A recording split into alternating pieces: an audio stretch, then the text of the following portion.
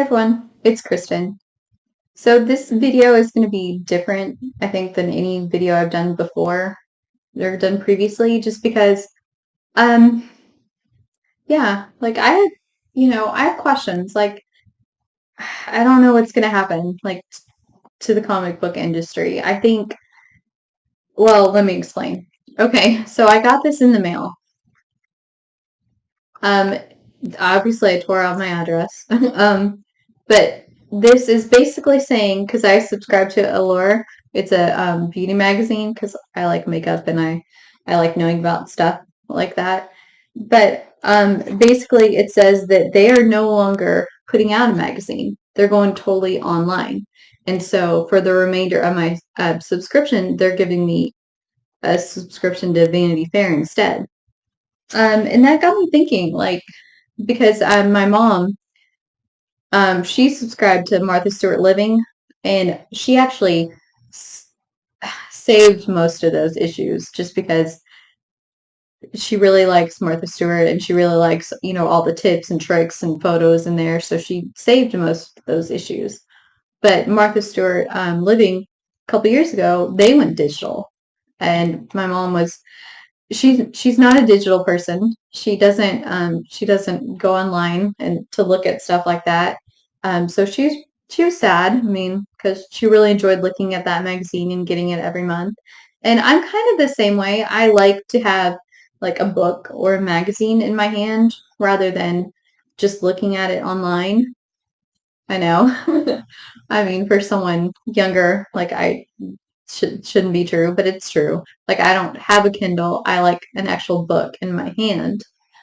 Just always have. And like comic books, I know a lot of people read comic books online now because you get a subscription and it's so much cheaper. I mean, now comic books are like 4, 5, 6, 7, depending on which book you get, dollars per book.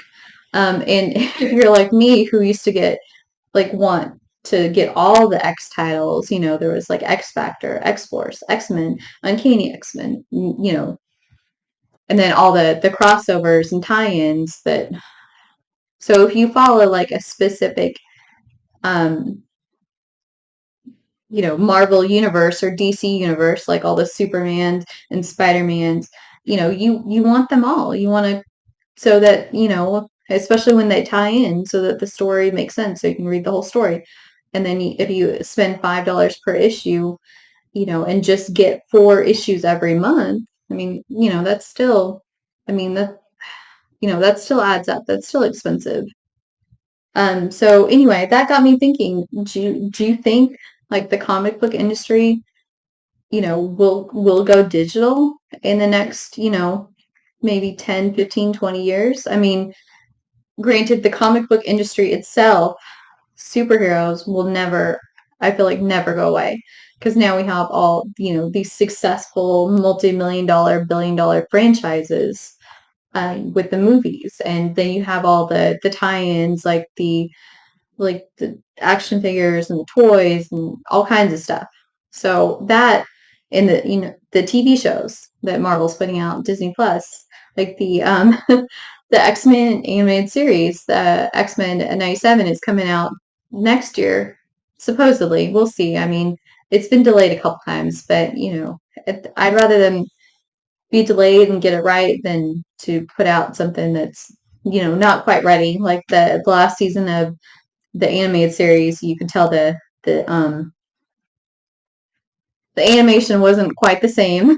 But anyway, so but they already have toys out for that series and it's not even out yet. So I mean it makes money. But my question is, how long are comic books gonna survive? Like, will 50 years in the future, will we still have actual comic books instead of them just being online? Um, I don't know, just something I was thinking about because, of course, like covers, and especially like variant covers. I think the first one was like I read um, Superman, like Man of Steel or something, and it had two different covers by the artist, and that was 1986. And then, of course, X-Men 1, the best-selling issue of all time, or one of, if not, if it, because in 2010, Guinness Book of World Records declared it the best-selling comic book issue of all time.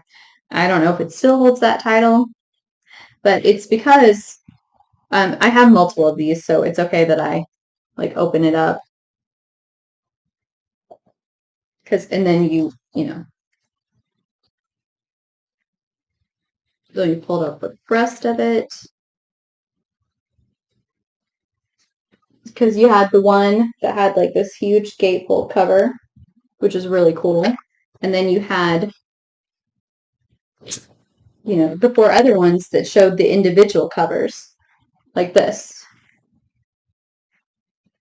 So there were five covers to this one issue. And everyone bought it because, that kind of had never been done before. And it was, Jim Lee's, when he started his run on X-Men. And of course, he's a very dramatic artist, and everyone really likes him. And his artwork, I do, I know, because, look at that, like, that, image of Magneto just stays with you. And, covers are really important. Covers are sometimes what sells the book or the magazine. For example, like, the first issue of Wizard I ever bought, I bought it because Rogue was on the cover. Like, I didn't know anything about this magazine. I didn't know what it was. I'd seen it before, but I didn't, wasn't interested. But then Rogue was on the cover. I bought it, and then I kept buying it because I actually read it, and, it was really interesting. I really liked it. I really enjoyed it. So covers definitely matter, but at the same time, I've talked about this in the past, publishers overestimated their numbers from selling like X-Men #1 because they thought, okay, we sold 5 million issues of that, but really it was just like a million people buying five of the same issue because they wanted all the covers. So next time, they kept printing out more and more for a while until they realized their mistake, that they didn't have 5 million readers. They had a million readers. Of course, I'm just estimating numbers because I don't know the real numbers. But I'm just like, I'm concerned because, of course, variant covers are huge today. I think someone told me, which I was like, are you kidding me? The Walking Dead #1, I think it was like 2003. It now has up to 157 covers, variant covers. I could be wrong about that number, but I know it was like an insane amount of covers. I'm pretty sure that's close to being right because they reprinted it in 2010, with the popularity of the show, and they added more covers to it.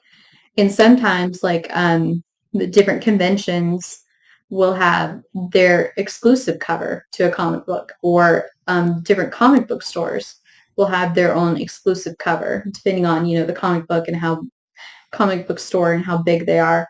But my question is, does that hurt the comic book industry or does it help it?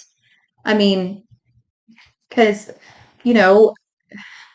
people, I think variant covers are cool because then I'll show you some of mine. I don't have very many because, I mostly have the ones that friends and family have picked up for me and said, hey, I thought this was a cool cover. I thought you should have it. So I mostly just have covers from friends and family other than my X-Men 1 because, of course, I bought into all the hype thinking I need all those covers. And, of course, because I loved X-Men. But anyway, so, yeah, my question is, does that hurt or help the industry? Because, of course, variant covers are usually at least $1 more an issue. But if someone's willing to pay that, so yeah, that doesn't necessarily mean like if they do 157 covers of Walking Dead and people buy a ton of that because they want to collect different covers, that doesn't mean they're going to buy, if they bought like 5, for example, like X-Men, they bought 5 issues of number one because they wanted 5 different covers. That doesn't mean they're going to buy 5 issues of the second book. So that's what I'm saying. Does that hurt or does that help? But it seems like almost every single issue, especially recently, has variant covers. So yeah, I would love to know your thoughts on that. Like, does that hurt? Is that going to hurt or help the comic book industry?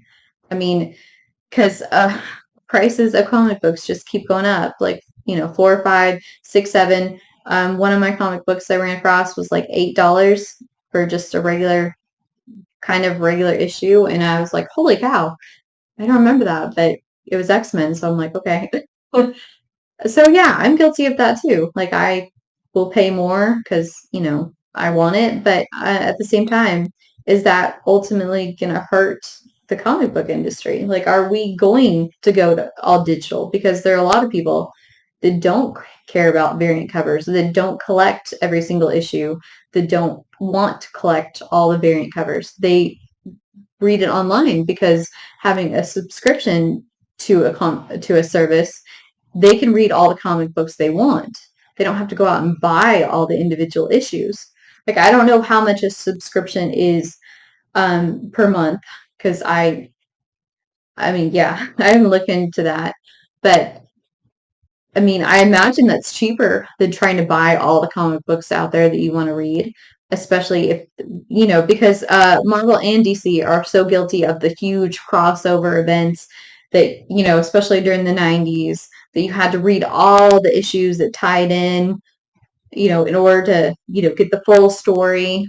I mean, yeah, they've done that for a long time. So, I mean, here usually, okay, for example, you usually only read X-Men or Uncanny X-Men, and all of a sudden there's a crossover event where you have to read X-Men, Uncanny X-Men, Excalibur, X-Force, X Factor.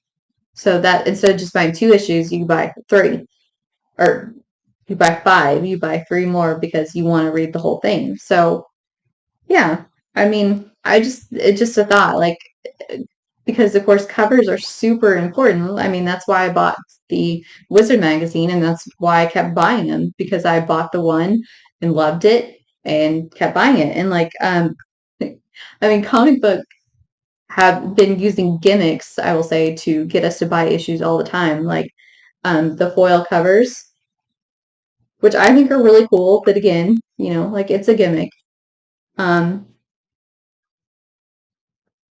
oh, that's weird. Oh, this has a poster inside. I totally forgot about that. That's cool. Like a fold out poster. Some of these comic books, like I dug through my comic books to find some of these issues that I remembered to kind of show you and kind of talk about it today. Yeah.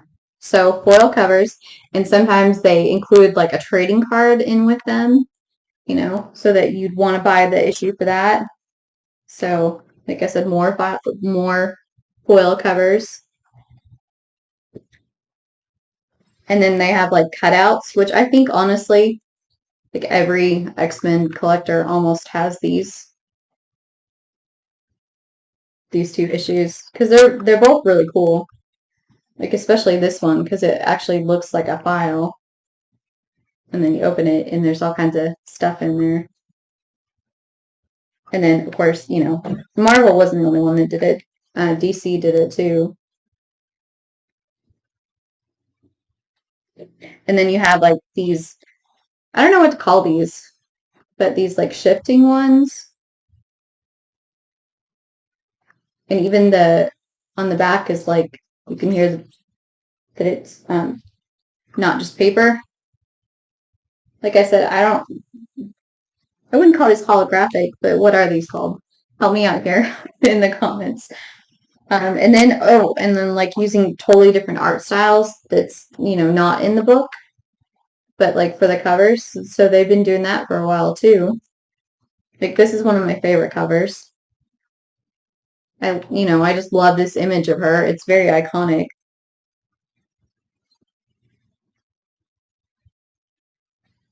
But then of course you look inside, and it's the regular comic book style, which is, is not bad. It's not, but, you look at this and this like photorealistic cover almost is just draws you in. And another one. And let's see what else. Oh, hold on. So it's not awkward. Hold on. Let me pause this and grab the rest. And then of course, like, sorry, I had to grab the rest of them and didn't want to like awkwardly be like leaning over or whatever. I'm sorry. It's like really hot. It's like 108 here today or something. And of course, I can't have the air conditioning on because then you won't be able to hear me. I know you've heard me say that a lot, but I just wanted to reiterate. That's why I look like I'm, you know, and why I'm like sometimes have like brain moments where I can't like focus because it's really hot. I have the ceiling fan working. I got it to work, but it only can do so much. Anyway, so yeah, like for example, Marvel had Spider-Man like everywhere because Spider-Man was, and probably still is the most recognizable popular Marvel character. So like he would just appear in, all kinds of stuff. And like I like this, this cover because it's meant to be looked at like this instead of straight up and down. Although for Spider-Man, it works either way because, can stick to walls and stuff. But yeah, they had, different characters appearing in, different books. Like I did a video on this one because, Storm and Colossus with the Avengers. So you look at that and you think, well, what are Storm and Colossus doing with the Avengers? So then you pick it up and you have to buy it so you can read it. Like I said, popular characters with other characters. Or like they did, huge special events like weddings.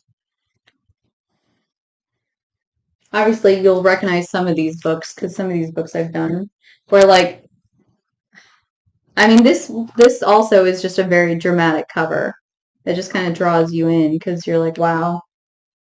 And or events like this, like it looks like he's being kicked off the team and he's leaving, but really he gets promoted to being an X-Men. So, you know, we're like this, you're just like, okay, what's going on? The covers, so you have to pick them up. So yeah, covers are really important. So and like I said, I'll show you some of my variant covers. And this one, in homage covers, like this to me is like a homage to Spider-Man when he quits, you know. Oh yeah, Blue Beetle. This is totally not the Blue Beetle that we see now in it's gonna have a movie soon. Totally not the same. But he's still a fun character. Or like iconic characters that you just, that don't normally associate comic books with, but then you see them on the cover and you're like, whoa, there's a, comic book of that? That's cool. And like I feel like Spider-Man, his cover is always dramatic because he is drawn so dramatic and because he just is. He can just twist and turn his body in a way that, nobody else can. And just like different covers just to draw you in.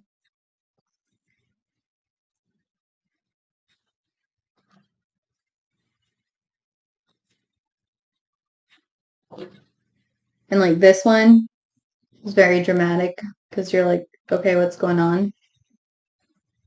Or this is actually a really good series. If you haven't read it, it's really good. Oh, and I like these. Like She-Hulk was she did this a lot. Like broke the fourth wall before Deadpool. Like would talk to the reader like on the cover. Like I think She-Hulk one. She's like, if you don't buy this issue, I'll come and rip up all your comic books or your X-Men comic books or something. So this um it's just talking about the comics code and it's been approved, but it might be offensive to natives of Alpha Centauri. I just think that's, or, they try to be humorous to draw you into. So yeah, variant covers. Oh yeah, this one is like the one that was like $8. Uncanny X-Men #1. Yeah, like $8. I mean, that's a whole lot for a comic book. And then let's see. Oh, and then this, like some of this, it's funny because then they started saying on the cover that it was a collector's edition. See, collector's edition, collector's item. They would say that on the cover, and then you'd see that, and some people would be like, "Oh my gosh, I need that because it's a collector's item." When some of them are, some of them aren't, but okay, so I think this is really smart. They started doing this where they actually don't print the barcode or the UPC on the cover. They print it on the back. So I think that is actually really smart because then you can display them because there are a lot of people that do display them. Like I said, gatefold cover. That's a pretty cool image. And maybe you'd want two so that you could actually, not that I would ever do this, take this cover off and actually display it as is because, that'd be pretty cool. And this one was like $6. And this one was $4. So I feel like the standard base price for comic books today starts at $4. Okay, so just because we're talking about covers, a couple of my favorite covers are this one, just because it's so dramatic and it relates to this one. Just the story itself is really good. It's very heart-wrenching. And of course this one, because I love Rogue. This one, because Blink is a really cool character and it's just very dramatic cover. And I like these where they did, like the other, and this is the homage to, like, I think Uncanny X-Men 111, like the circus thing. So, okay. So now we're going to actually talk about, or maybe I should, well, I don't know if I should cut this off and yeah, I think I'll cut this off. So that way, if you don't want to look at all these covers that I've shown you, you don't have to, and you just are interested in variant covers. So I guess I'll cut this off and I'll go ahead and make the variant cover part of our series a new video. So I hope you join me for that one. And I would love to know like what you think about what I've said. Are we going to see like a decline in the comic book, like actual comic book industry in the next, 15, 20 years? Like, are we still going to have comic books at that point? So, I mean, just, yeah, let me know in the comments and I will see you next time. Bye.